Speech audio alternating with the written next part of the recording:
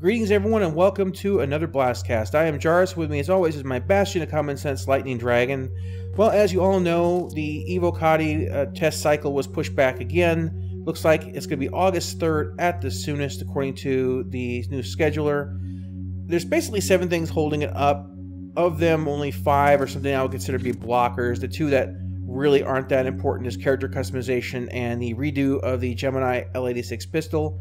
I really don't see that as being any sort of thing whatsoever that should be holding the game back. Frankly, I don't even know why they're on the list of things that could be holding the game back. I need to make my 6-foot-tall mutant monster with arms as big as their body and legs as big as toothpicks.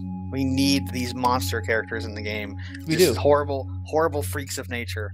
I absolutely want to make a total freak of nature, just because you know that when the character customization comes out, there's gonna be glitches and stuff, and we're gonna have a good old time with it. Oh yeah, we'll probably just have a video of us just making characters and just how awful and terrible we can just we will try. We'll make try the most horrible character you can imagine. I mean, even Mass Effect, which had very limited body stuff, there's some horrible monstrosities for Mass Effect face characters and stuff. Oh yeah, you can do some real wonders there. Well, the happy hour this week, guys, if you wanted just a general thought on it, it's actually worth watching. Most of the time, happy hour for me has been hit or miss.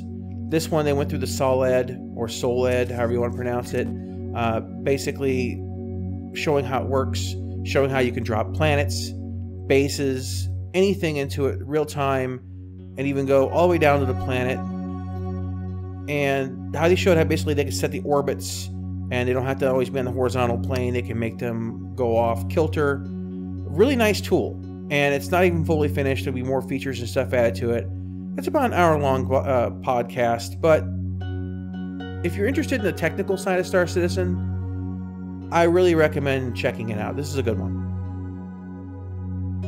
Alright, and Around the Verse this week wasn't really very detailed. It was a lot about the Tumbrill and basically kind of an extended advertisement to why you want to go and buy this particular vehicle. Give us money.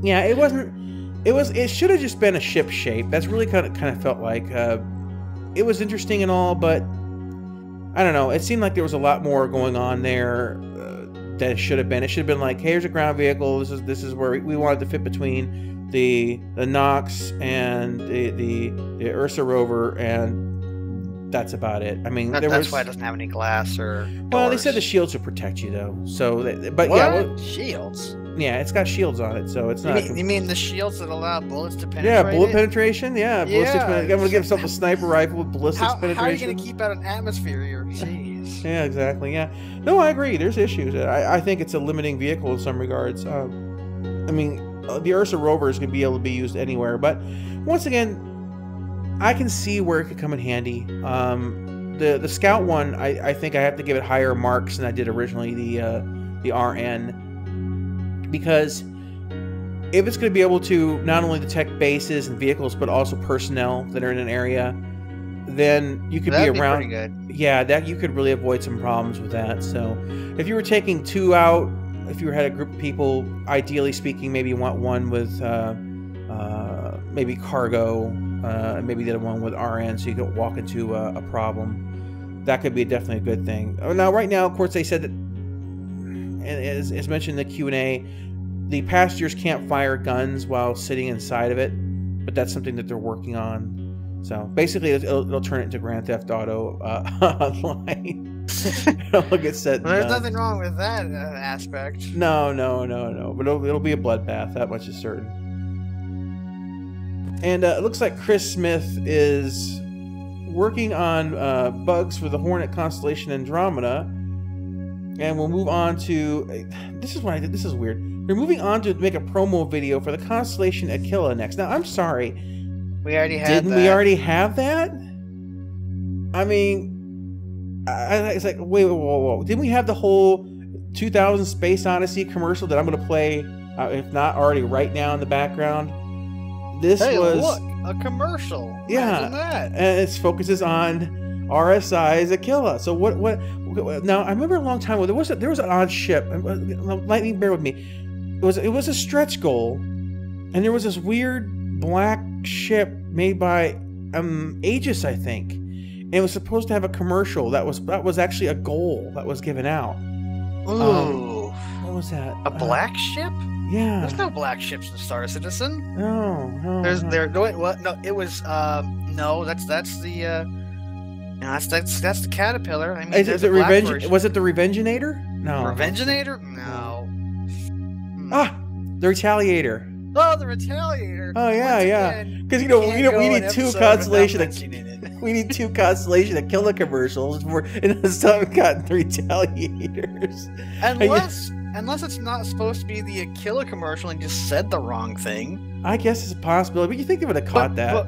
But what's the other version? The Phoenix, which is a limited sale only. See, I could see the Phoenix maybe. That would have made more sense to me, but they said Aquila, so I mean, once again, yeah, you're right. It could have been a misspeak, but I'm surprised that nobody caught it in production at all or anything. Yeah, when you put videos together, like like when I listen to this, I'm gonna go back and I'm gonna clean the audio. I'm gonna listen to blah blah. I'm gonna listen to it a couple times for the video. I mean, come on, you catch these things. And usually, if it's really bad, you do this thing called re-recording. yeah, pretty much. But so once we got past the whole Tumbrill thing, moved on to the ship persistence discussion. Now, this was kind of cool because what they kind of revealed on this. Well, first of all, a couple things. The showing of the Constellation's new cockpit was nice. They kind of took that scene where you fly into the back and went all the way through this time. That was cool. Then you had the basically, if you were to land a ship inside of another ship, it's not just going to memorize that there's a ship in there.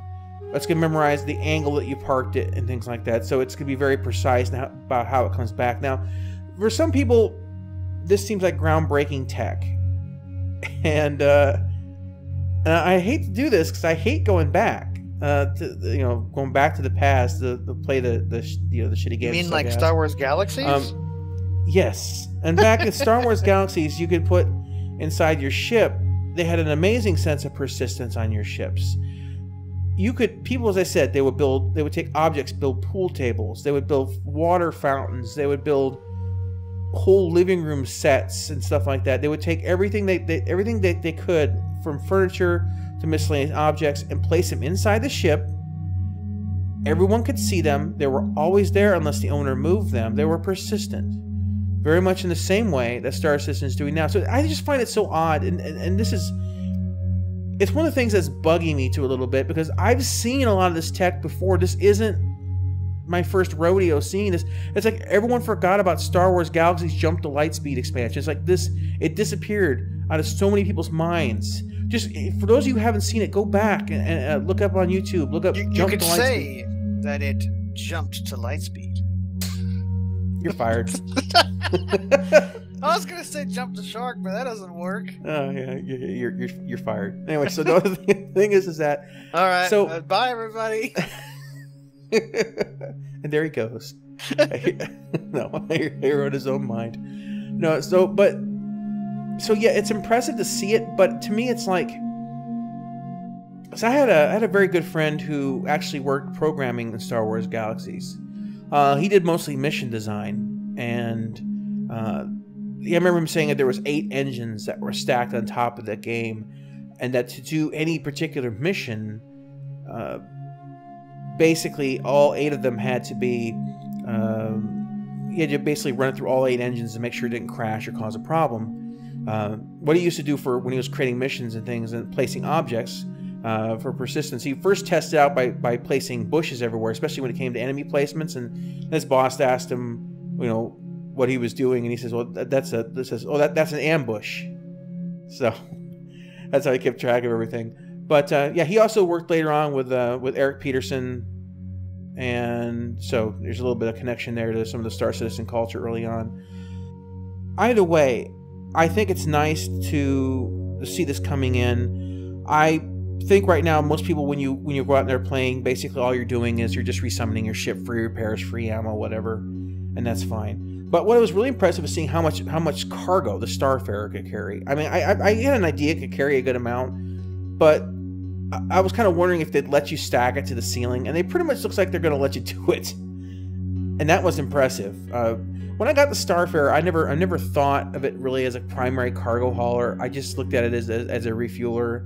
But now that I look at that thing, and I think if I take the fuel tanks off and I put the cargo pods in the back, with the ramp for getting the vehicles down and stuff, that ship has a real potential to be one of the primary ones you take out with you to explore planets. I mean, if you can gear up good sensors and stuff, the Starfarer has a massive potential to be an all-around utility ship. So something they've been doing a lot of is like usually what they do is they release like, this is the end of the line. The Orion Mining, that's the end of the line for the miners. The Reclaimer, it's the end of the line for salvaging. The Starfarer, probably going to be the end of the line for, refueling and stuff. But they've gone back, and now they have what's the little small miner now? Yeah, the Prospector. Yeah, they have the Prospector now. That's kind of like your serious miner. So we're probably going to get like an early stage salvager. So I would think there'd be a early stage, like fuel tanker, maybe something along the scale of like not an Aurora, like a gas truck you see. Yeah, like the gas truck you see driving towards your gas station, filling up the tanks every day, that kind of thing. Yeah. Something in between. And maybe it can't like refine it, and that's the benefit of the Starfarer versus the other mystery ship that's totally speculative. But maybe it has like just huge, monstrous fuel tanks and incredibly efficient engines, like something that you'd have to pay top dollar to get. And a really gigantic no smoking sign. Yeah. So you could take one of those ships and be like, oh, well, maybe it only cruise like 3 people max or something. But if you geared that out for sensors, you'd have a ship you could spend like a week or 2 flying around and like barely have to refuel it. Yeah. Well, it's one of those things that, when I look at the direction the game's taking right now, be able to store other vehicles and like. But can we store vehicles that are in vehicles that are also in other vehicles? Well, that's the thing. I think you can. What's interesting about the system is that they said basically this isn't an exact quote, but this is general concept.